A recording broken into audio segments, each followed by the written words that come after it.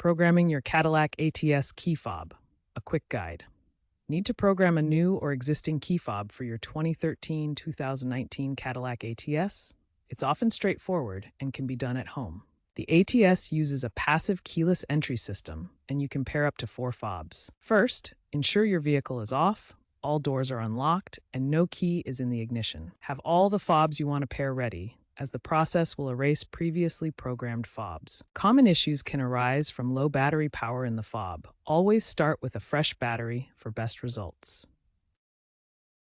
Before programming, understand that your Cadillac ATS key fob contains a transponder chip with a unique password that communicates with the vehicle's immobilizer system. Step 1. Enter the vehicle using a working key or key fob. Make sure all doors are unlocked. Step 2. Insert the key into the ignition switch. Turn it to the on-run position without starting the engine, then back to off. Repeat this cycle 3 times within 10 seconds. The vehicle's horn will chirp to confirm you are in programming mode. Step 3.